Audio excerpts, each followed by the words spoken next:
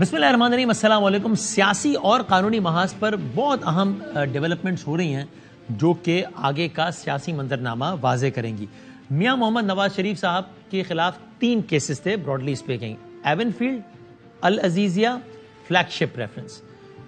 Even field وہی apartments والا case, اس میں پہلے سزا ہوئی، پینما میں تو نااہل ہوئے، وہ ایک الگ معاملہ تھا۔ ایون فیلڈ میں سزا ہوئی، العزیزیہ میں سزا ہوئی اور فلیگ شپ میں بری ہو گئے تھے۔ اس کے بعد نیب نے درخواستیں دائر کی کہ یعنی فلیگ شپ میں بری نہ کیا جائے، بریت کا فیصلہ غلط، سزا دی جائے۔ لیکن پچھلے دنوں جب عدالت میں دوبارہ کیسز لگے تو نیب نے اپنی وہ درخواست واپس لے لی کہ فلیگ شپ میں بریت کے خلاف جو نیب نے درخواست دی تھی واپس لے لی، تو معاملہ ہو گیا ختم۔ ایون فیلڈ کا معاملہ پچھلے دنوں ختم ہو گیا تھا، آج سے کچھ دنوں پہلے۔ العزیزیہ کا کیس رہ گیا تھا۔ العزیزیہ کی سماعت آج تھی۔ سماعت کا ذرا ہم لیگل پوائنٹ آف ویو سے پراپر اوپینین لیں گے اپنے اگلے سیگمنٹ میں، سٹوری نمبر 2 میں، لیکن مختصر خلاصہ ہے کہ اب العزیزیہ کیس کی میرٹ پر سماعت کا آغاز ہو گیا۔ میاں محمد نواز شریف صاحب was given an option today by the court کہ آپ یہ چاہتے ہیں کہ ہم اس کو دوبارہ ریمانڈ بیک کر دیں، نیچے والی احتساب عدالت میں بھیج دیں، یا ہم خود ہی میرٹ پہ جائزہ لیں اس کا۔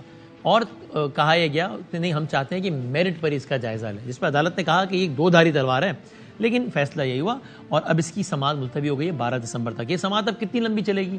اگر یہ سماعت چلتی رہی تو یہ انتخابی مہم کا آغاز کب ہوگا؟ اگر الیکشن تک سماعت چلتی رہی تو پھر نااہل رہیں گے، تو پھر کیسے الیکشن میں اہل ہوں گے نواز شریف صاحب؟ یہ لیگل سوالات ہیں اور سیاسی حوالے سے بہت سارے سوالات ہیں۔ مسلم لیگ نون کے بہت سینئر رہنما ہمارے ساتھ ہیں، میں آئی ایم ریئلی تھینک فل، جناب محترم حنیف عباسی صاحب۔ حضور السلام علیکم۔ جناب علی بادامی صاحب وعلیکم السلام۔ مزاج بخیر حنیف عباسی صاحب؟ جی اللہ کا بڑا کرم ہے، پہلے سے آرام ہے۔ بہتر، اچھی بات۔ اچھا سر، میں اس ساری ڈیولپمنٹ سے، لیکن اس سے پہلے میں ذرا آپ سے آپ کے ہی بیان سے متعلق بات پوچھ لوں، پھر آگے چلتے ہیں کہ آپ نے کہا ریپیٹڈلی، آپ نے یہ کہا کہ یہ اگر ہمیں پہلے کی طرح ایک اتحادی حکومت ہی بنانی ہے، جو کہ ظاہر اس صورت میں بنانی پڑے گی جب اکثریت آپ کے پاس نہ ہو، جب اکثریت نہیں ہوگی تو نمبر پوری کرنے کے لیے ادھر ادھر سب سے مل جل کے حکومت بنانی پڑے گی، تو اس سے اچھا ہم حکومت نہ بنائیں، ہم اپوزیشن میں بیٹھیں۔ یا آپ کی ایک رائے ہے یا نون لیگ کی پارٹی پالیسی ہے؟ یہ نواز شریف صاحب کا بھی خیال ہے کہ یار پہلے کی طرح اس طرح والی لنگڑی لوڑی گورنمنٹ نہیں کرنی پچھلے 16 مہینے والی، یا تو اپوزیشن میں بیٹھنا ہے یا پھر پراپر حکومت چاہیے؟ دیکھیں بادامی، میں نے نا یہ جو رائے دی تھی اپنی ذاتی رائے دی تھی میں نے، اچھا، اور میری رائے کوئی یہ نہیں ہے کہ میں کوئی رائے، میں پولیٹیکل ورکر ہوں لاسٹ 35 ایئر سے، صحیح ہے، تو میں تو یہ سمجھتا ہوں اور بالکل اس پہ شرح صدر ہے مجھے کہ اگر حکومت بنانی ہے اور حکومت بنے گی انشاءاللہ اکثریتی حکومت بنے گی، اس کی کیلکولیشن میں آپ کو بتا دیتا ہوں، پھر اس کے بعد میں آپ سے بات کروں گا کہ بھئی میں نے وہ بات کیوں کی تھی۔ دیکھیں پنجاب میں، اور میں بار بار کہہ رہا ہوں، پنجاب میں، بلوچستان میں پاکستان مسلم لیگ نواز اکیلے حکومت بنائے گی۔ پنجاب میں تقریباً 140 سیٹیں نا نیشنل کی، کتنی لے لیں گے آپ اندازاً؟ میں اس پہ نہیں جا رہا، میں پنجاب کی پروونشل اسمبلی کی بات کر رہا ہوں کہ وہاں ہم حکومت بنائیں گے اور بلوچستان میں حکومت بنائیں گے، اور کے پی کے اندر ہم اتحادی حکومت بنائیں گے، اور سندھ کے اندر ٹکر اتحادی یعنی مولانا صاحب کے ساتھ 19-20 کا، جی مولانا صاحب ہو جائے، اے این پی بھی ہو جائے، اور بھی کوئی جماعت ہوگی اس کے ساتھ بھی کرنے کے لیے تیار ہوں گے، کوئی ایسا ایشو نہیں ہے۔ ہمارا جو لیڈر ہے نا جی، وہ تمام جماعتوں کو ساتھ لے کے، تمام لیڈروں کو ساتھ لے کے چلنے کی اس میں صلاحیت بھی ہے، کیپیسٹی بھی ہے، اور انہوں نے یہ کام کیا بھی ہوا ہے۔ ٹھیک ہے، میں صرف گزارش یہ کرنا چاہتا ہوں کہ آپ نے جیسے کہا نا کہ میں اس وقت پوری عوام سے بھی مخاطب ہوں، آپ سے بھی مخاطب ہوں، کہ ہمیں اکثریت سے پاکستان مسلم لیگ نواز کو لے کے آنا ہے تاکہ وہ اپنے فیصلے، اپنا ویژن، اپنی پالیسیز جو ہیں اس کو امپلیمنٹ کر سکے۔ لیکن اگر یہ نہ ہوا، چوچو کا مربع بنانا ہے، ہاں جی اگر نہ ہوا، دیکھیں نا، اگر مگر تو مفروضے پہ مبنی ہے نا، لیکن اگر نہ ہوا تو پھر آپ مجھے یہ بتائیں نا، تو پھر تو پاکستان بھنور سے نہیں نکل سکے گا۔ اب اگر آپ ساری جماعتیں اپنی اپنی ویژن امپلیمنٹ کرنا شروع کر دیں گے، اپنی اپنی پالیسیز لے کے آنا شروع کر دیں گے، تو مجھے بتائیں میاں نواز شریف کا فلسفہ کہاں جائے گا، ان کا ویژن کہاں جائے گا، ان کی پالیسیز کہاں جائیں گی، وہ کیسے امپلیمنٹ ہوں گی؟ تو اس لیے مجھے جو امید ہے نا، وہ مجھے جو لوگوں سے بھی امید ہے کہ لوگوں کے اندر، کاروباری لوگوں کے اندر، عام عوام کے اندر جو اس وقت مہنگائی میں پسے ہوئے ہیں، وہ ساروں کے ساروں کا دار و مدار جو ہے نا اللہ تعالیٰ کے بعد وہ ایک شخص کے اوپر لگا ہوا ہے، اس کا نام ہے میاں محمد نواز شریف۔ اور کس بنیاد پہ لگا ہوا ہے؟ دیکھیں بادامی صاحب، اس طرح نہیں ہے کہ سر ایسی کہہ دیا کہ نواز شریف صاحب آئیں گے تو بے روزگاری ختم ہو جائے گی, اندھیرے چھٹ جائیں گے. نہیں ہوگا. کیسے ہوگا؟ میں بار بار مثالیں دے رہا ہوں کہ 2013 میں جب پاکستان مسلم لیگ نواز کی حکومت بننے جا رہی تھی تو پاکستان کے اندر آپ کو پتہ ہے دھماکے, لا قانونیت عروج میں تھی, دہشت گردی جسے کہتے ہیں. پھر ہم اندھیروں میں ڈوبے ہوئے تھے, لوگ ہمیں کہتے تھے بجلی دے دیں, جتنے کا مرضی یونٹ دے دیں. یہ کاروباری لوگوں کی بات کر رہا ہوں, عام پبلک کی بات نہیں کر رہا. پھر اس کے بعد یہ تھا کہ پاکستان بالکل تنہا ہو چکا ہوا تھا دنیا کے اندر. پھر یہ ہوا کہ دھرنے آنے شروع ہو گئے, سارا کچھ آنے شروع ہو گئے.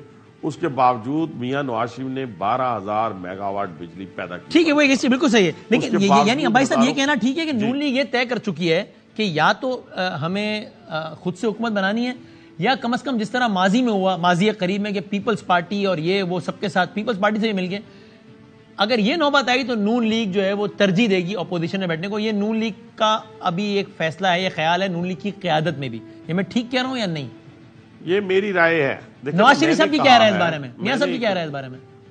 وہ بھی کہہ رہے ہیں تو پھر اس کے بعد تو بات ہی ختم ہو جاتی ہے نا. تو اس لیے ہم کہہ رہے ہیں ان کی بھی یہی رائے جو آپ کی رائے ہے. عوام جو ہے وہ, جی میری بھی رائے بھی یہی ہے نا. جی میری رائے یہی ہے. وہ تو سن لی, میں پوچھ رہا ہوں آپ کے لیڈر کی بھی رائے یہی ہے اس بارے میں کہ یار اس طرح کی حکومت نہیں چاہیے ورنہ پھر نہیں کریں گے, اپوزیشن میں بیٹھ جائیں گے. ان کی بھی رائے کیا یہی ہے نواز شریف صاحب کی؟ تقریباً یہی ہے, اور اسی لیے عوام کو ہم متوجہ کر رہے ہیں کہ عوام جو ہے وہ جاگے اور 8 فروری کو شیر کے نشان پہ بس مورے لگائی جائے, اور پھر آگے ہمارا کام ہے بے روزگاری کا خاتمہ. تو پھر تو وفاق میں پیپلز پارٹی سے اتحاد خارج سے امکان ہو گیا نا. پھر اس کا مطلب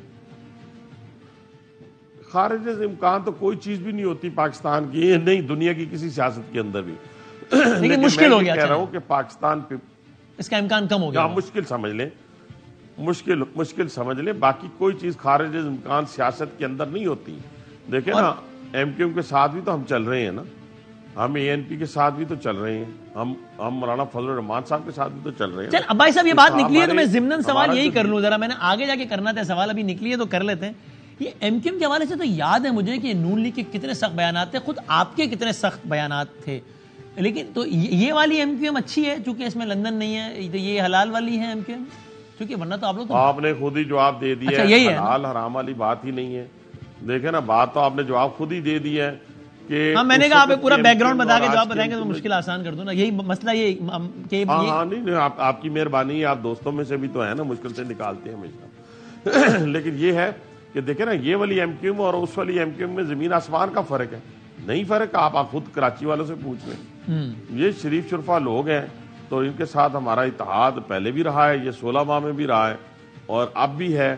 اور ان کو کیا رائٹ نہیں ہے, حق نہیں ہے؟ اچھا ایک ضمنی سوال اور پوچھنے کی اجازت دیں ذرا, معصومانہ سوال. اگر وہ حیدرآباد مکمل تو کرنے دو, بدامی آدھی باتیں تو نہ کرواؤ مجھ سے یار. بدامی صاحب آدھی باتیں نہ کروائیں نا, فائدہ کیا ہوگا, لوگوں کو مزہ نہیں آئے گا. حیدرآباد, سکھر, کراچی کے لوگوں کو کیا رائٹ نہیں ہے کہ وہ اپنا حق ادا کر سکیں یا اپنے ووٹ اپنی مرضی سے ڈال سکیں, اپنی مرضی سے اتحاد کر سکیں؟ ان کو بھی اختیار حاصل ہے. کمپیٹنٹ لوگ ہیں کراچی کے لوگ, حیدرآباد کے لوگ, پڑھے لکھے لوگ ہیں, سمجھدار لوگ ہیں, سیاسی شعور رکھنے والے لوگ ہیں, دہشت گرد نہیں ہیں. میں یہ پوچھ رہا تھا, بس پھر آگے بڑھتے ہیں. یہ تو ایک ضمنی سوال ذہن میں آ گیا, معصومانہ سوال, کہ اگر آپ کہہ رہے ہیں وہ والی تو بری تھی چونکہ لندن سے جو آپریٹ ہو رہی تھی, یہ والی اچھی ہے, تو لندن والے اگر کچھ شرارت یہاں کرواتے تھے تو وہ کس کے, اخوان المسلمون کے ذریعے کرواتے تھے کیا, یا اسی سیٹ اپ کے ذریعے کراتے تھے؟ دیکھیں اب اگر تو آپ نے مردے گڑے کیا کہ ایسے ضمنی سوال ایک ان کو نکال کے باہر لانا ہے, اس کا فائدہ نہ قوم کو ہوگا نہ ہمیں ہوگا. میں تو صرف یہ جانتا ہوں کہ ہمارے ساتھ جتنے لوگ ایم کیو ایم کے اس وقت بھی موجود تھے نا, پڑھے لکھے لوگ موجود تھے. اب جو ان کا آپ کو پتہ نا کتنے ان کے اندر کتنی لیئرز تھیں. ایک آپ کی ان کی تنظیم تھی, پھر ساتھ وہ سیکٹر کمانڈر تھے, ایم این ایس بیچاروں کو تو پتہ ہی نہیں ہوتا تھا کیا ہو رہا ہے. یہ آپ بھی جانتے ہیں, میں بھی جانتا ہوں, اور اب اسی لیے تو آپ زیادہ ماشاءاللہ بات بھی کر رہے ہیں کہ پرسکون پیسفل جو ایم کیو میں وہ وجود میں تب بھی بڑی بات کی ہے, بہت بھگتا بھی ہے. اچھا اب یہ بتائیے بلاول صاحب کا, عباس صاحب آپ کی کیا رائے ہے کہ وہ کیوں انہوں نے بہت, حالانکہ نون لیگ اس انداز سے قیادت کی سطح پر تو اس انداز سے نہیں بلکہ بالکل بھی رسپونڈ نہیں کر رہی. میں نے نہیں سنا شہباز صاحب کا, نواز صاحب کا کوئی سخت بیان حالیہ دنوں میں, بہت ہی سخت بیان پیپلز پارٹی کے حوالے سے, لیکن بلاول صاحب مسلسل نشانے پہ لے رہے ہیں, کبھی کہتے ہیں کہ ایک اور لاڈلا تیار ہو رہا ہے, کبھی کہہ رہے ہیں ان کے لیے, تو یہ کیوں ہو رہا ہے, کیا ہے اس کی وجہ آپ کے خیال میں؟ اچھا میں سمجھتا ہوں کہ اممیچور مطلب کہ ان کی گفتگو ہے. آپ ہماری لیڈرشپ کی طرف دیکھیں, بڑے وزردار لوگ ہیں یار. یہ تو بلاول صاحب ہے نا جو ہمارے ساتھ 16 ماہ میں ہماری حکومت میں رہے ہیں, اور شہباز شریف صاحب کی بھی تعریف کرتے رہے ہیں, نواز شریف صاحب کی بھی تعریف کرتے رہے ہیں, اور چھپ کے نہیں کرتے رہے, بند کمروں میں نہیں کرتے رہے, پارلیمنٹ کے اندر کرتے رہے ہیں, اور یہ کہتے رہے ہیں کہ ہمیں شہباز شریف مل جائے, ہم لاڑکانہ, کراچی, حیدرآباد, سکھر کو ٹھیک کر لیں, آپ ہمارے پاس آ جائیں. یہ آپ نے سنی تھی نا پارلیمنٹ کے اندر؟ جی ہاں بالکل, آپ نے جو آخری اجلاس تھا اس میں کہا تھا. کہنے سے مراد جی اس میں بڑی تعریفیں شہباز صاحب کی گئیں. ایون نواز شریف صاحب کو بھی بار بار نام لیا جاتا تھا, لیکن شہباز شریف صاحب کو تو انہوں نے اپنا پسندیدہ پرائم منسٹر بھی کہہ دیا اور پسندیدہ پولیٹیکل شخصیت بھی کہہ دیا. لیکن اب انہوں نے کرنا کیا؟ اب دیکھیں نا, وہ الیکشن تو ہم نے پہلے بھی کہا تھا ہم نے آپ کو کہ الیکشن پاکستان پیپلز پارٹی نے بھی علیحدہ لڑنا ہے, پاکستان مسلم نواز نے بھی علیحدہ لڑنا ہے. ہم نے اس وقت بھی کہا تھا, ہم نے یہ نہیں کہا تھا کہ ہم اتحاد کی صورت. اب انہوں نے کچھ نہ کچھ تنقید بنانی ہے, نشانہ بنانا ہے ہماری پارٹی کو, لیکن ہمیں اخلاقیات کے دائرے کو نہیں چھوڑنا چاہیے. وہ نواز شریف جس کو عمران خان اور پی ٹی آئی کی سوشل میڈیا ٹیم نے, عمران خان نے کیا کیا الفاظ استعمال نہیں کیے, کبھی میاں نواز شریف کے منہ سے وہ الفاظ سننے ہیں آپ نے؟ کبھی نہیں سنے ہوں گے. کبھی شہباز شریف صاحب کے منہ سے وہ الفاظ آپ نے سنے؟ کبھی نہیں سنے ہوں گے, نہ آپ آگے سنیں گے. اب اس صورتحال میں یہ دیکھیں, میں اس وقت پاکستان کو اس بھنور سے نکالیں خدا کے لیے, آپ بھی ہم بھی سارے مل کے, بجائے اس کے کہ ہم رونا پیٹنا شروع کر دیں اور کہیں اس سے اتحاد کیوں کیا, اس سے کیوں نہیں کیا, اس سے کر لیتے تو یہ ہو جاتا, اس سے کر لیتے تو وہ ہو جاتا. اب آپ تھوڑی سی ڈھارس دیں. آپ نے تو ایک ایسے جھوٹے شخص کو بڑا پروموٹ کیا نا, آپ سے مراد میڈیا میں بہت سارے دوستوں ہماروں نے بہت سارا پروموٹ کیا, لیکن اس پروموشن کے بدلے میں اب پاکستان کو پروموٹ کریں اور پاکستان کو پروموٹ کر کے اس بھنور سے نکالیں. یقین مانے 25 کروڑ عوام کا یہ ملک ہے, یہاں اس طرح نہیں چلے گا کہ ہم روز اس کے اوپر کوئی تجربہ کرتے رہیں اور اس کو تجربہ گاہ بنا لیں.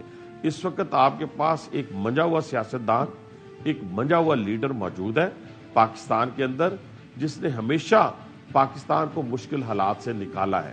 ہمیشہ آئی ایم ایف سے چھٹکارا بھی میاں نواز شریف صاحب کے دور میں ہوا تھا, اگر آپ کو یاد ہو تو. جی تو پاکستان کے اندر دہشت گردی کا خاتمہ بھی میاں نواز شریف کی موجودگی. یہ بلاول صاحب والے صاحب مجھے مسلسل یہ کہتے ہیں, آج بھی انہوں شانگلہ میں تھے, آج انہوں نے بھٹو صاحب کے فلسفے کا حوالہ دیا, بھٹو صاحب کی بات کی بہت زیادہ, پھر انہوں نے کہا بھائی میں جیبیں بھرنے چاہتا ہوں, عوام کی اپنی نہیں, جیبیں عوام کی جیبیں, اور بار بار کہتے ہیں کہ 70 سال کے بابے آپ مہربانی کریں سائڈ پہ ہوں, ینگسٹرز کا ملک ہے اور میں ینگسٹرز کا نمائندہ ہوں. تو یہ جو جس طرح اپنے آپ کو مارکیٹ کر رہے ہیں, یہ سیل ہوگا نہیں ہوگا؟ میرا نہیں خیال. دیکھیں نا, پہلی بات تو یہ ہے کہ ان کے تو اگر 70 سال کے بابے کی بات کریں گے تو ان کے والد صاحب پہ سب سے پہلے بات جاتی ہے, اور پھر خود ان کے والد صاحب نے ان کی ساری گفتگو کو کنٹراڈکٹ کیا اور کہا کہ نہیں, جو تجربہ ہوتا ہے, اور جو بچے ہوتے ہیں بچے ہوتے ہیں, بچے کبھی بڑے ہوں گے تو پھر جا کے تجربہ حاصل کریں گے نا. تو اس لیے میری گزارش آپ سے یہ ہے کہ یہ جو الفاظ وہ انہوں نے استعمال کرتے ہیں کہ جیبیں بھرنا, فلاں نہیں بھرنا, تو یہ جیبیں کون بھرتا رہا, کیسے بھرتا رہا, یہ ساری دنیا جانتی ہے, ہمیں کہنے کی ضرورت نہیں ہے. یہ لڑائی کا موقع نہیں ہے. دیکھیں اس وقت جو میاں نواز شریف کی تقریر کو اگر آپ بار بار اسکولوں میں, کالجز میں چلائیں, یونیورسٹیز میں چلائیں اور لوگوں کو بتائیں کہ جو انہوں نے آ کے 21 اکتوبر کو مینار پاکستان میں جو ایک ویژن دیا ہے, جو ایک مستقبل کا خاکہ پورے کا پورا کھینچا ہے, آپ دیکھیں نا, وہ ایک تقریر جو تھی ایک اسٹیٹسمین کی تقریر تھی, ایک بڑے بندے کی بڑی سپیچ تھی جو سب کو ساتھ لے کے چلنے والی تھی کہ ہاں ہم سب کو ساتھ لے کر چلیں گے تاکہ اس ملک کو بھنور سے نکال. یعنی نعرہ زرداری صاحب کا تھا, لیکن اصل میں نواز شریف صاحب کرنے چلے مفاہمت کی سیاست, اس میں ٹکراؤ ہونا مفاہمت کی سیاست. نہیں میں رائٹ؟ نہیں, یہ نواز شریف صاحب آج سے نہیں, آپ کو یاد ہوگا کہ صوبائیت پر مبنی, لسانیت پر مبنی یہ تمام تنظیمیں, جو علاقائی تنظیمیں جو تھی, جماعتیں جو تھیں, خواہ ان کا تعلق بلوچستان سے ہو, خواہ ان کا تعلق کے پی کے سے ہو, خواہ ان کا تعلق سندھ سے ہو, ہمیشہ تاریخ اٹھا کے دیکھ لیں, وہ میاں نواز شریف کے ساتھ کمفرٹیبل ہوتی تھی. میاں نواز شریف ان کو ساتھ لے کے چلنے کا ایک فن جو ہے, ایک جو حکمت جو ہے وہ جانتے ہیں کہ کس طرح ان لوگ ان کا مقصد تھا کہ ان سارے لوگوں کو قومی دھارے میں شامل کیا جائے. اسی لیے تو وزارت اعلیٰ جو تھی بلوچستان کے اندر وہ اپنی قربان کی, اور ان کو دی اور کہا کہ ڈاکٹر عبد المالک کو اگر آپ کو یاد ہو تو جی جی کہنے سے مراد ہے بگٹی تھے وہ بھی پاکستان، مینگل تھے، کوئی بھی جو پاکستان کی فیڈریشن سے باہر جانے کی کوشش کرتا تھا، پاکستان کی ریاست کو چیلنج کرنے کی کوشش کرتا تھا، اس کو قومی دھارے میں شامل کرتے تھے. یہ نواز شریف کی تاریخ ہے، بھری ہوئی ہے تاریخ. لیکن عباس صاحب یہ بالکل ٹھیک ہے اور یہ اچھی بات ہے، یہ اچھی بات ہے آپ کہہ رہے ہو. واقعی وہ بلوچستان میں ہوا بھی کہ 2.5 سال پہلے ان کے، پھر 2.5 سال ان کے. لیکن کچھ لوگوں کے بارے میں تو میاں صاحب نے کہا تھا کہ ان کو واپس لینا یا ان کے قریب جانا تو میرے نظریات اور اصول کے خلاف ہوگا. وہ انہوں نے اب اس کا بھی خیال نہیں ہے تو پھر ایسا لگے گا کہ نظریات ہی نہیں بلکہ مفاداتی سیاست ہے، جن کے بارے میں پریسائزلی انہوں نے کہا تھا کہ نہیں ان کو نہیں لوں گا کبھی. لیکن اب ان کے کل چودھری صاحبان کے پاس چلے گئے. وہ میرا خیال ہے پرویز الہی کی وجہ سے. دیکھیں ہماری جو لڑائی شروع ہوئی تھی نا پاکستان مسلم لیگ نون کی اور چودھری فیملی کے درمیان، وہ اس میں ایک ہی شخص تھا جس نے یہ بیج بویا تھا. چودھری شجاعت کا ہمیشہ سے ہماری لیڈرشپ کے اور ہمارے دلوں کے اندر ان کے لیے نرم گوشہ موجود رہا ہے. میں خود اپنی میٹنگز میں موجود رہا ہوں جہاں یہ باتیں ہوتی تھی، گفتگو ہوتی تھی. اور شجاعت صاحب کے حوالے سے میرا نہیں خیال کہ کبھی میاں صاحب کے منہ سے کوئی بات. شجاعت صاحب وزیر اعظم رہے مشرف صاحب کے دور میں، اور اگر پرویز الہی صاحب اگر مسئلے کی جڑ تھے تو ان کو تو آپ لوگ کل کی بات ہے وزیر اعلیٰ بنانے پہ راضی ہو گئے تھے پنجاب کے. وہ تو بعد میں وہ پلٹی کھا گئے نا، تو جو مسئلے کی جڑ تھا اس کو وزیر اعلیٰ پنجاب بنانے پہ راضی ہو گئے تھے. نہیں دیکھیں نا، یہ کوئی کانگریس سے نہیں آئے ہوئے تھے نا سارے. میں پھر وہی پیپلز پارٹی کے ساتھ ہمارا اتحاد ہو سکتا تھا تو کاف لیگ کے ساتھ اتحاد کیوں نہیں ہو سکتا تھا؟ اور 16 ماہ میں ہمارا اتحاد ہوا ہے. پھر ابھی آپ نے کہا ایم کیو ایم کے ساتھ نہیں اتحاد ہمارا ہو گیا. پاکستان کی متعلقہ سیاسی جماعتیں ہیں نا، اب پی ٹی آئی کے ساتھ بھی اتحاد ہو جاتا، پی ٹی آئی کے ساتھ بھی میثاق جمہوریت ہو جاتا، پی ٹی آئی کے ساتھ بھی میثاق معیشت ہو جاتا. اگر وہاں کا ضدی بچہ جو 74 سال کی عمر کا تھا، جو 74 سال کا مطلب ینگسٹر تھا، وہ کہتا تھا کہ میں نے لیڈر آف دی اپوزیشن کے ساتھ نہیں بیٹھنا. وہ کہتا تھا میں نے بڑے بڑے جو ایشوز ہوتے تھے کشمیر کے اوپر جو مسئلہ آپ کی کانفرنس ہوئی اس کے اندر وہ نہیں آیا، پرائم منسٹر ہوتے ہوئے نہیں آیا. تو یہ میاں نواز شریف صاحب ہیں، یہ باقی اور سیاسی لوگ ہیں جس میں آصف علی زرداری صاحب بھی شامل ہیں، جس میں مولانا فضل الرحمان صاحب بھی شامل ہیں، جس میں اور بڑی بڑی جماعتوں کے لوگ شامل ہیں. وہ ایسے ضدی نہیں ہیں، ان کو پتہ ہے کہ ہم سب نے ایک دوسرے کے ساتھ مل بیٹھ کر اس مسئلے کا حل نکالنا ہے، کسی بھی مسئلے کا جو پاکستان سے ریلیٹڈ ہو. تو یہ انٹرسٹنگ ہے کہ جب نواز شریف صاحب کہتے تھے کہ میں چودھریوں کو لینے کا مطلب یہ ہوگا کہ میں کوڑا کرکٹ واپس لے رہا ہوں، تو اصل میں پرویز الہی صاحب کی بات کر رہے ہوتے نہ کہ شجاعت صاحب. میں نہیں یہ کہتا، میں بالکل اس کو اس طرح نہیں کہتا. دیکھیں میں پھر وہی عرض کرتا ہوں نہیں الفاظ ان کے کہ چودھریوں کو واپس لینے کا مطلب ہوگا کوڑا کرکٹ واپس لے لینا. اس وقت کے حالات دیکھیں بدامی، اس وقت کے حالات سیاست کے اندر میں نے پھر آپ کو کہا ہے کہ پاکستان پیپلز پارٹی کے ساتھ کیا ہمارے اسٹیٹ تو بھائی صاحب دیکھیں معاذ آپ کریں تو حالات، کوئی اور کرے تو یو ٹرن. نہیں وہ یو ٹرن تو ہمارے اس یو ٹرن کو اس کے ساتھ تو نانا بابا ملا دے، خدا کا نام لے. انہوں نے جب پرویز الہی صاحب کو اپنے ساتھ ملا، آپ نے کہا دیکھو یو ٹرن لے رہا ہے. کل تک ڈاکو کہتا تھا آج ملا لیا ہے، آپ ملا رہے تھے. سنیں نہیں سنیں، وہ دودھ کے دھلے ہوئے تھے نا یار. وہ تو 1 کروڑ نوکریاں دینے والے تھے، وہ تو 50 لاکھ گھر بنانے والے تھے، وہ تو 200 ارب ڈالر پاکستان میں لانے والے تھے، وہ تو اسلامک ٹچ دے کے اسلام نافذ کرنے والے لوگ تھے. مدینے کی ریاست بناتے ہوئے ساتھ پورا ٹبر جو ہے لوٹ مار پہ لگا ہوا تھا اور مدینے کی ریاست کا نام استعمال کر رہا تھا. ان کا اور ہمارا مقابلہ کیا مقابلہ ہے؟ چھوڑیں ان کو.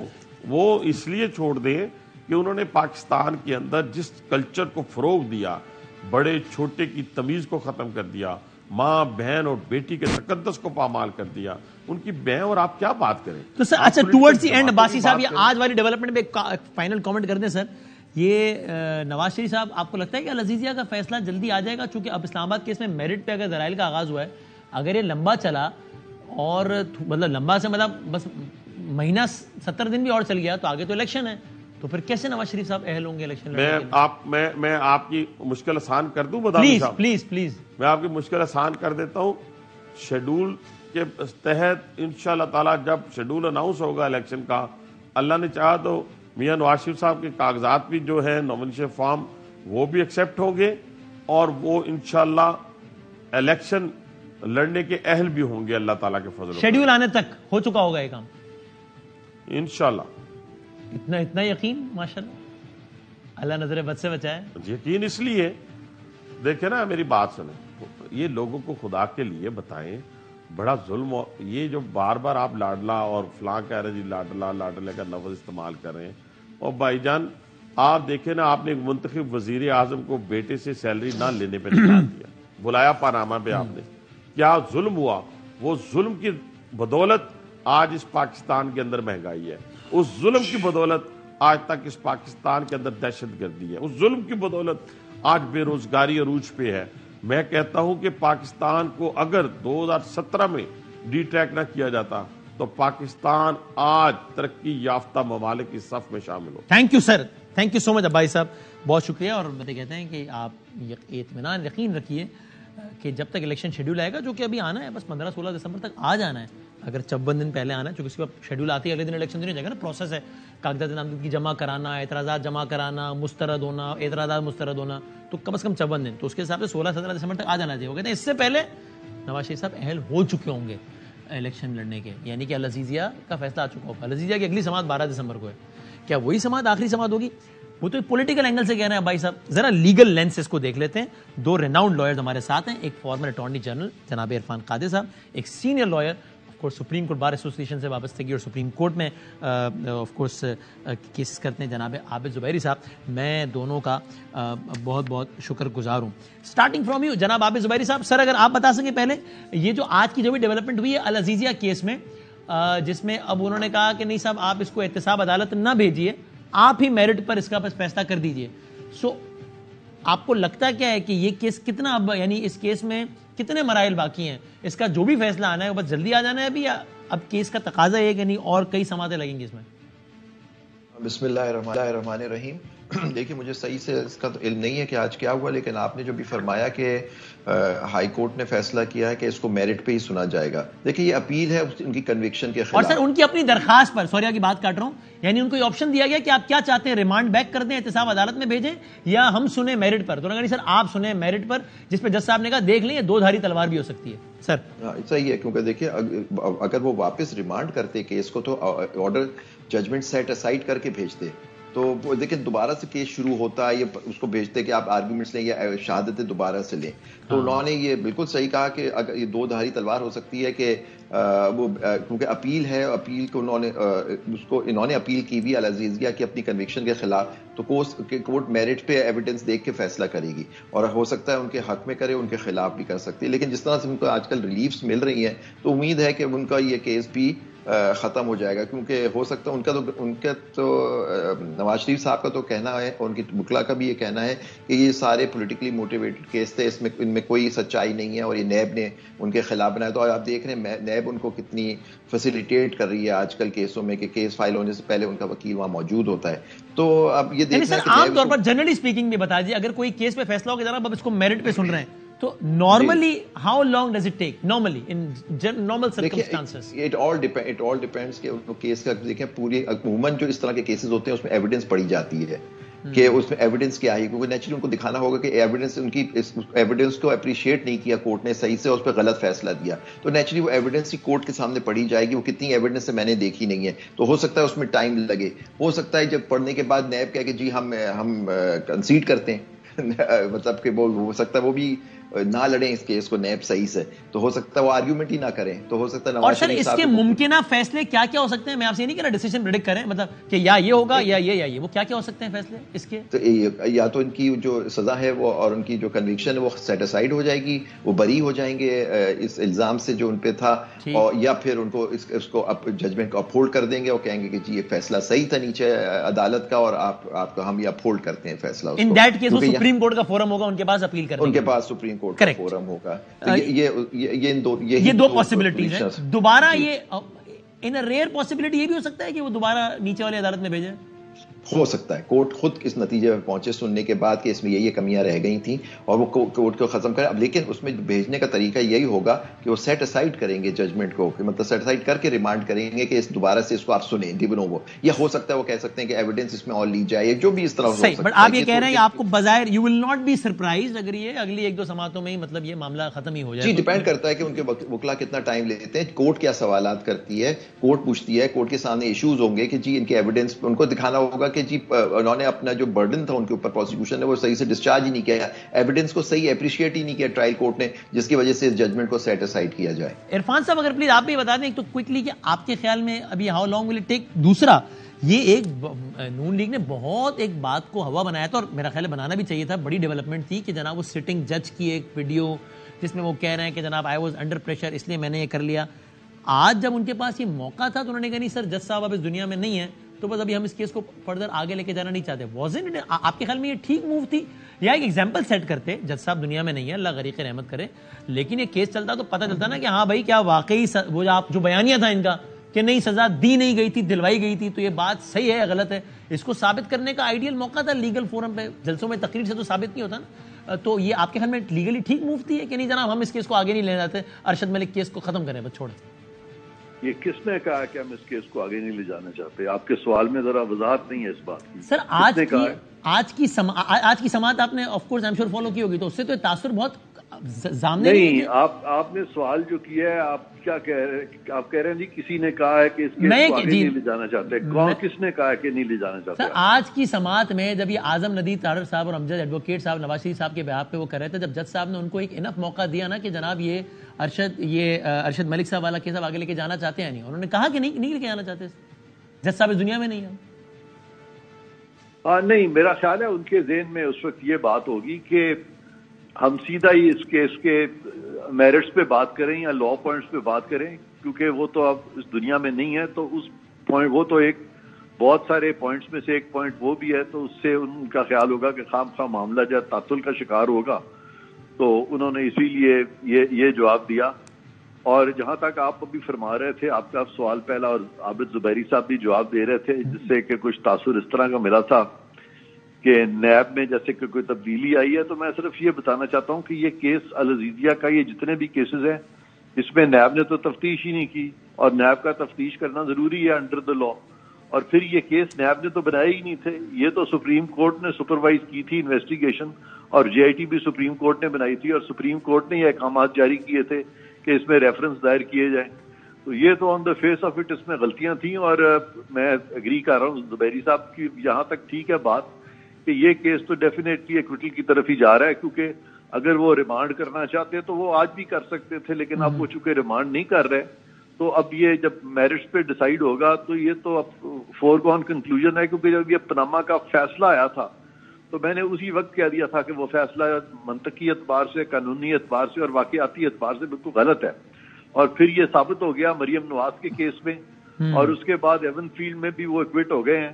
تو یہ تو بالکل کلیئر ہے، یعنی میں پیورلی منطقی اعتبار سے اور قانونی اعتبار سے میں بھی اسی ویو کا ہوں جو عابد زبیری صاحب بھی فرما رہے ہیں کہ یہ ایکویٹل کی طرف معاملہ جائے گا. اور سر آپ کے خیال میں اگر ایکویٹل کی طرف چلا جاتا ہے اور جلدی چلا جاتا ہے، مجھے آپ کی بات سے لگ رہا ہے کہ آپ کو لگتا ہے کہ بہت زیادہ ٹائم بھی نہیں لگے گا اس پہ، correct me if I am wrong, تو اگر یہ ایسا ہو جاتا ہے عرفان صاحب تو پھر آپ کی رائے میں نواز شریف صاحب الیکشن لڑنے کے لیے اہل ہو جائیں گے؟ چونکہ اس میں دو بحث ہے نا کہ ایک تو یہی کہ جناب وہ ترامیم ہو گئی ہیں الیکشن ایٹ یہ وہ، تو بس اگر فیصلہ معطل سزا معطل تو کوئی نااہلی کی ساری رکاوٹیں دور، اور ایک یہ کہتے ہیں کہ نہیں جناب سپریم کورٹ کا ایک فیصلہ ہے کہ 62(1) کے تحت نااہلی تایات نااہلی ہے، سپریم کورٹ کے فیصلے سے بڑی تھوڑی ہے کوئی ترمیم، تو نااہلی رہیں گے. آپ کا کیا اوپینین ہے؟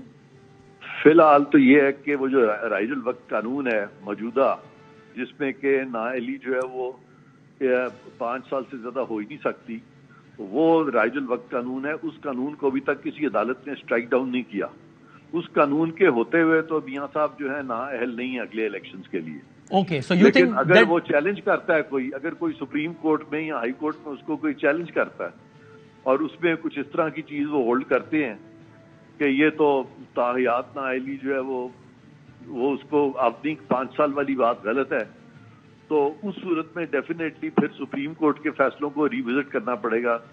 اور اس پہ پھر یہ بھی ڈپینڈ کرتا ہے کہ حکومت وقت جو ہے وہ کتنی مضبوط ہے اور الیکشن کمیشن کتنی مضبوط ہے. کیونکہ الیکشن کمیشن میں اگر انڈیپینڈنٹ الیکشن کمیشن جو کہ قانون کو جانتی ہو سمجھتی ہو تو وہ تو سپریم کورٹ کے ایسے فیصلے کو وہ کہہ سکتے ہیں کہ جی ہمارے مطابق ان کی تشریح صحیح نہیں ہے، کیونکہ یہ کہیں نہیں آئین میں لکھا ہوا کہ تشریح صرف سپریم کورٹ کرے گا اور باقی ادارے نہیں کریں گے. عرفان صاحب کریکٹ می پلیز کہ کیا سپریم کورٹ کے ہی کسی فیصلے کے کیا سپریم کورٹ نے ہی اپنے کسی فیصلے میں یہ کہہ نہیں دیا کہ 62(1) کے تحت نااہل اگر کوئی انڈیویجول ہوتا ہے تو یہ نااہلی تاحیات نااہلی ہے.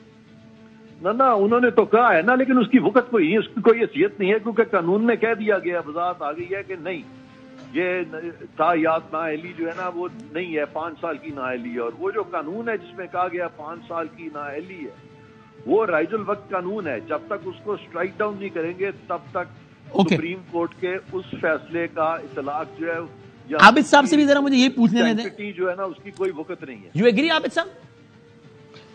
دیکھیے بڑے ادب کے ساتھ میں تھوڑا سا اختلاف کرنا چاہوں گا, بڑے ادب کے ساتھ. دیکھیے یہ جو 62(1)(f ہے نا, اس میں 18ویں ترمیم کے اندر اس کو چینج کیا گیا تھا, اور اس میں لکھا تھا کہ وہ نااہل ہوں گے اگر کوئی ڈیکلیریشن ٹو دا نیگیٹو نہیں ہوتا کورٹ سے. یہاں کورٹ نے ایک ڈیکلیریشن دے دیا کہ جی وہ نااہل ہے, وہ رائٹ اس کی میرٹس پہ نہیں جا رہا کہ وہ صحیح ہے غلط ہے.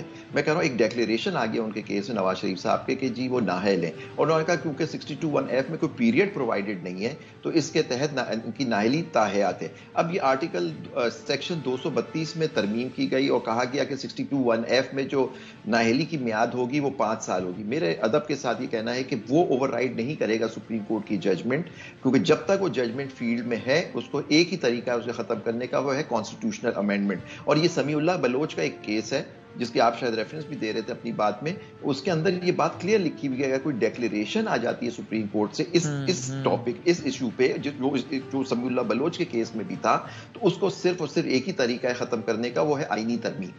تو یہ لا جو آپ کے خیال میں وہ نااہلی کی تلوار لٹک رہی ہے, علی عزیزیہ میں وہ ایکوٹ ہو جائیں, اور اس میں جیسے ایون فیلڈ میں ہو چکے ہیں ایکوٹ, لیکن میں سمجھتا ہوں کہ یہ ان کو مشکل آئے گی. ٹھیک ہے ان کے وکلا آرگو کریں گے, عرفان بھائی نے بھی کہا کہ جی وہ 232 آ گیا, جب تک وہ اسٹیچوٹ بک کا حصہ ہے تو یہ نااہلی نہیں ہوگی, وہ الیکشن لڑنے کے اہل ہوں گے. لیکن میں سمجھتا ہوں کہ جب وہ کاغذات داخل کریں گے اپنے تو یہ ایشو آئے گا, کوئی چیلنج کرے گا. اگر کسی نے چیلنج تو ایک تلوار یا تو ریٹرننگ آفیسر بھی ریجیکٹ کر سکتا ہے کاغذ, یا جو ان کے مخالفین ہوں گے وہ ایشو کر سکتے ہیں. اور سر بالکل آخری ایک سوال کا اگر جواب دے سکیں, میں یہ سمجھتا ہوں کہ ان کے وکلا کو اس بات کو سیریس سنجیدگی سے لینا چاہیے. یہ جو سمیع اللہ بلوچ وغیرہ کا فیصلہ ہو سکتا ہے ان کے راستے میں آئے, تو اس کے لیے ان کو تدبیر کرنی چاہیے. پھنس سکتے ہیں وہ اس میں, بات ہے. اور سر آخری عابد صاحب یہ بتا دیں, الیکشن کمیشن آف پاکستان نے انٹیریئر سیکرٹری کو لکھا آج سے کچھ دنوں پہلے کہ ہمیں الیکشن کے انعقاد کے لیے 2,77,000 بندہ تقریباً چاہیے, پاک فوج کا اور دیگر سیکیورٹی فورسز کے ادارے کا, اور اس میں آپ ہمیں 7 دسمبر تک بتائیں پلیز. تو ابھی تو 7 دسمبر تو ختم ہونے والی ہے, 35 منٹ بعد 25 منٹ بعد, تو کوئی جواب ابھی آیا نہیں ہے. تو اس کی کیا سگنیفیکنس ہے پھر؟ ہاں نہ کوئی جواب نہیں آیا ابھی سیکرٹری داخلہ کی طرف سے. میں تو نہیں کہہ سکتا اس کی کیا سگنیفیکنس ہے, لیکن میں یہ دیکھ سکتا ہوں کہ پنجاب اور جب خیبر پختونخوا کے الیکشن کا معاملہ تھا اس وقت بھی سیکیورٹی اداروں نے منع کر دیا تھا, ہم سیکیورٹی نہیں دیں گے. فائنانس منسٹری نے کہا تھا پیسے نہیں دیں گے. شاید پیسے تو شاید مجھے نہیں پتا ریلیز ہوئے یا نہیں اس الیکشن کے لیے, لیکن اگر آپ سیکیورٹی ابھی تک نہیں دی, ہو سکتا ہے کچھ دنوں میں وہ دے دیں, کیونکہ یہ ڈیپینڈس کرتا ہے کہ حکومت وقت یا جو سسٹم چل رہا ہے ہماری ہے وہ کیا چاہتے ہیں. سر عرفان صاحب یہ اٹ از نارمل کہ اگر آج جواب نہیں آیا تو کل پرسوں ترسوں آ جائے گا, خیر ہے کوئی قیامت نہیں آ رہی. میں نے آواز نہیں اب مجھے آئی کس چیز کا جواب. بس یہی جو الیکشن کمیشن نے کہا تھا سیکرٹری داخلہ کو کہ ہمیں 7 دسمبر تک بتائیں 2,77,000 ہمیں فوجی اور دیگر سیکورٹی فورسز کے بندے چاہیے الیکشن کرانے کے لیے. ہاں نہیں, اگر انہوں نے مانگے ہیں تو حکومت کی تو حتی الوسع یا حتی الامکان یہی کوشش ہونی چاہیے کہ وہ ان کی ڈیمانڈ کو پورا کیا جائے ایز فار ایز پاسبل. تو کیونکہ ایگزیکٹو اتھارٹیز جو ہیں ان پہ لازم ہے کہ وہ الیکشن کمیشن کی معاونت کریں, اعانت کریں, ان کو ہیلپ آؤٹ کریں. تو اس لیے مجھے کوئی وجہ نظر نہیں آتی کہ ہم کہیں کہ جی وہ اتنے یہ لوگ نہیں دے سکتے. ہاں اگر نہ بھی دے سکتے تو پھر بھی الیکشن کمیشن کو فیصلہ تو کرنا ہوگا نا کہ جی اگر اتنے لوگ نہیں بھی ہیں تو کیا الیکشن ہم کروا سکتے ہیں. تھینک یو سر, ٹھیک ہے, تھینک یو, بہت شکریہ. دونوں مانوں کا بہت شکریہ. ہمیں بریک لیتے ہیں, بریک کے بعد. زندگی کے مشکل دنوں میں سے ایک دن ہے ذاتی طور پر میرے لیے آج کا دن, اور پوری قوم کے لیے, آئی وڈ سے پورے عالم اسلام کے لیے, جب جنید جمشید صاحب ہم سے جدا ہوئے اور جس انداز سے جدا ہوئے. 3 ستمبر 1964 کو جنید جمشید صاحب نے کراچی میں آنکھ کھولی. University of engineering and technology Lahore سے انجینئرنگ کی انہوں نے ڈگری لی. فنی کیریئر کا آغاز وائٹل سائنس سے کیا. اس کے بعد اسی سفر میں وہ دن آیا 14 اگست 1987 کہ جب ان کے زبان سے الفاظ نکلے دل دل پاکستان, وہ ترانہ جس کے بارے میں ان سے کہہ سکتے ہیں کہ اس ملک میں رہنے والا کوئی ایک فرد ایسا نہیں ہے جس کے کانوں میں آواز نہ پڑی ہو, جسے پھر پاکستان کا دوسرا ملی ترانہ, قومی ترانہ کہلائے جانے کا اعزاز حاصل ہوا. یہاں تک کہ جب 2003 میں BBC World Service online poll of popular songs ہوا تو اس میں دل دل پاکستان دنیا میں تیسرے نمبر پر آیا BBC پول کے مطابق. ایسی زمین اور آسمان ان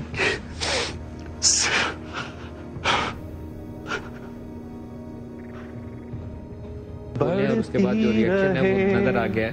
یہ روشنی چلتا ہے یہ کارواں دل پاکستان جان جان پاکستان دل پاکستان پاکستان انشاءاللہ. روشنی بڑھتی رہی, کارواں چلتا رہا, یہاں تک کہ اس کارواں میں ایک سال آیا 2004, دل بدل دینے کا سال, جب جنید جمشید صاحب نے فیصلہ کیا کہ میں نے اس فیلڈ کو کوئٹ کر کے اس طرف آنا ہے. اور اس کی جو مولانا طارق جمیل صاحب سے میں نے سنے ہیں وہ ایک الگ پوری ایک داستان رکھتے ہیں. تو شاید وہ ان کے ہی دل کے اندر کی ایک دعا تھی, مقلب القلوب سے اللہ تعالیٰ دلوں کو بدل دینے والا ہے, کہ اللہ میرا دل بدل دے. اور پھر انہوں نے ابتدائی طور پر یہ نعت بھی پڑھی, اپنا جب کریئر تبدیل کیا, اور مجھے کہتے تھے کہ یہ نعت گویا میرا اپنا زندگی کا سفر ہے. دل بدل گیا, پہلے خود کا دل بدلا اور پھر جنید جمشید صاحب لاکھوں کروڑوں لوگوں کے دلوں کے بدلنے کا باعث بنے.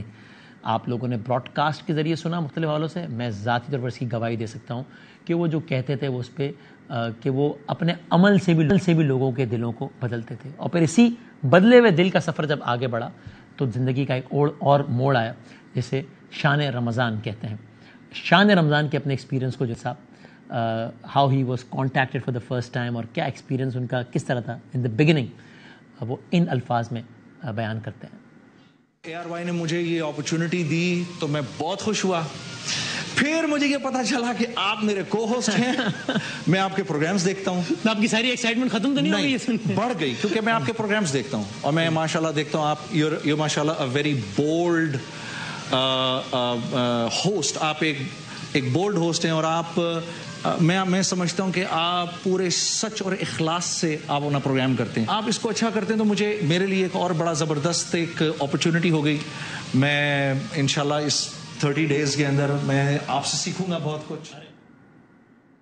اب پھر یہ سفر آگے بڑھتا بڑھتا ایک اور حوالہ جب ہم نے دیکھا کہ وہ جنید جمشید جس نے وائٹل سائن دنیا کی کیا کیا عروج نہیں دیکھا, اور پھر شان رمضان اور میرا دل بدل دے نعت خان کا سفر, ہمیں پھر کراچی کی سڑکوں پہ وہی آدمی جھاڑو لگاتا ہوا نظر آیا سماجی تنظیموں کے ساتھ, JDC کے ساتھ.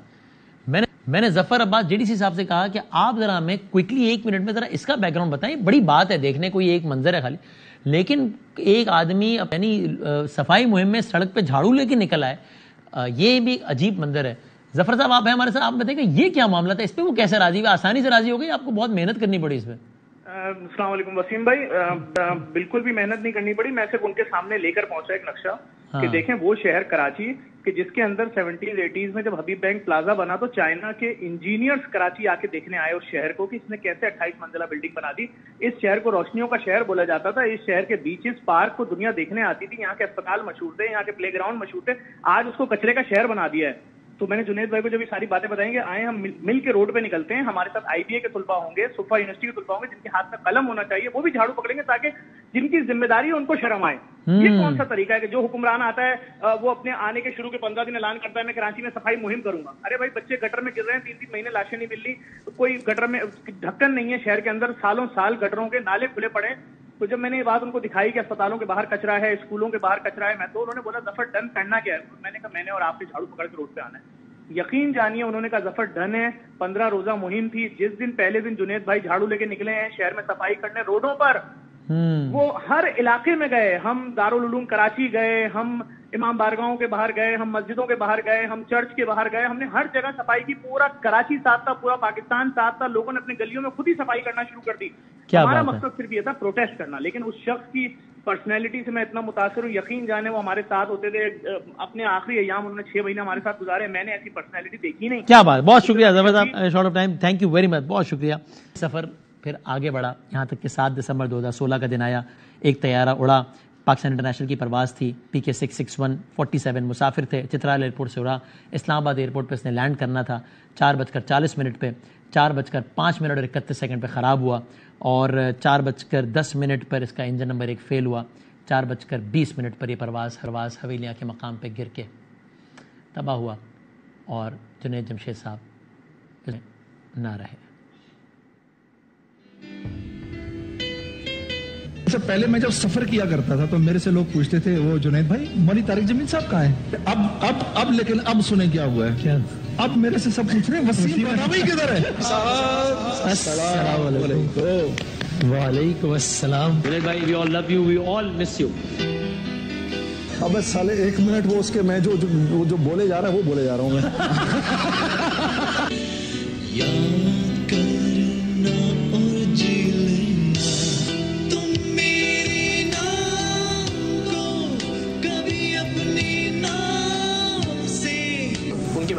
ان کے ذکر کے بغیر تو کوئی نہ ٹرانسمیشن ممکن ہے، نہ شان رمضان کی جب بات ہو تو لٹرلی کوئی ایک دن بھی ایسا نہیں ہوتا نا کہ جب کسی نہ کسی حوالے سے یاد نہ آئے۔ Oh, like anything, and it is still very much unbelievable. It is very unbelievable, trust me. شان رمضان جنید جمشید صاحب آپ کو انشاءاللہ ہر لمحہ ہر وقت یاد رکھے گا، اور ہمیں آپ سے بہت محبت ہے، ہمیں آپ سے بہت پیار ہے، اور زیادہ یاد ہے جنید جمشید صاحب کی ہم سب سے وابستگی کی وجہ سے ہم ان کو خاص انداز میں یاد کرتے ہیں، ورنہ ہر انسان کی جان اتنی ہی قیمتی ہے۔ اس طیارے حادثے میں جو آج کے دن ہوا تھا 47 افراد اس دنیا سے گئے، اور تحقیقاتی رپورٹ جو بہت عرصے بعد ہے اس نے کیا کہا، اس نے بتایا کہ جناب لاپرواہی کی ایسی مثالیں سامنے آئی کہ انسان حیران ہو جائے۔ یہ طیارے کی ایک ہی دن میں 6ٹی پرواز تھی، انجن اور پروپیلر سسٹم میں تکنیکی خرابیوں کی نشاندہی ہوئی تھی، طیارے کے انجن کو 10,000 گھنٹے مکمل ہونے پر اوور ہال نہیں کیا گیا تھا، پرواز انجن بلیڈ پن کے ٹوٹنے سے پنکھے کی رفتار کم ہوئی، پروپیلر کی رفتار کم ہونے سے اس کا الیکٹرانک پینل خراب ہو گیا، خراب ہونے طیارے کی پرواز غیر مستحکم ہوئی، اور خرابیاں سامنے آنے سے پائلٹ کا طیارے پر کنٹرول ختم ہوا اور طیارہ حادثے کا شکار ہو گیا۔ قصہ مختصر یہ کہ پتہ ہی نہیں ہوا کہ دس از سو مچ ٹیکنیکل، اور اس کے بعد ایک اور حادثہ ہوا، اور یہ آخری حادثہ ہو۔ اگلے پروگرام میں ملتے ہیں، اللہ حافظ۔